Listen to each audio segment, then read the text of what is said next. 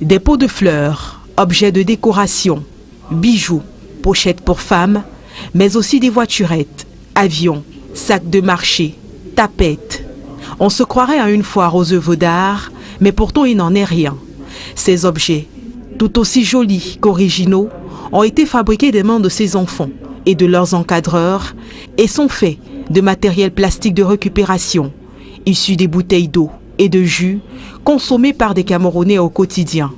Une jolie façon de préserver l'environnement, mais surtout de donner une seconde vie à ces bouteilles vides qui jonchent en permanence nos rues et cours d'eau. L'apprentissage doit aller au-delà de la théorie, des activités pratiques que les enfants auront réalisées, mais en montrant surtout que c'est eux qui sont au cœur de la situation parce qu'ils sont les plus grands pollueurs à travers leur mode de consommation, mais aussi ils doivent aussi être au centre de la récupération dans ce que nous appelons en développement durable, l'économie circulaire. Les retombées de cette séquence de création toute positive sont appréciables à plusieurs niveaux. Sur le plan économique, c'est des objets qui peuvent désormais être vendus par les enfants.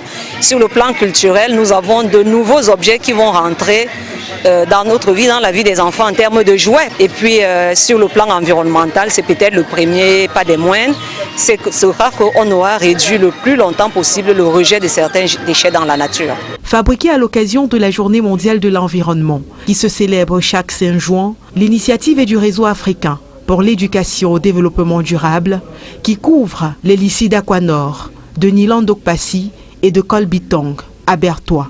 De quoi donner d'excellentes bases en matière de protection de l'environnement à ces enfants qui seront plus tard des relais. Il s'agit pour les élèves et pour les enseignants d'aller au-delà des modules d'enseignement qui sont désormais inscrits dans nos programmes scolaires pour les conduire vers des activités pratiques qui en réalité sont des compléments d'un apprentissage théorique.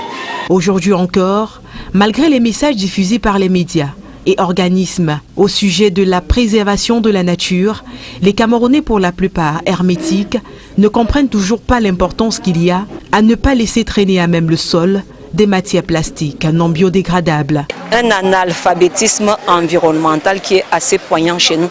Parce qu'on attend même à côté de cet analphabétisme-là que ce soit d'autres personnes qui agissent, mais surtout pas moi. Donc il s'agit pour nous, dans nos activités, d'amener les uns et les autres à revoir leur mode de consommation.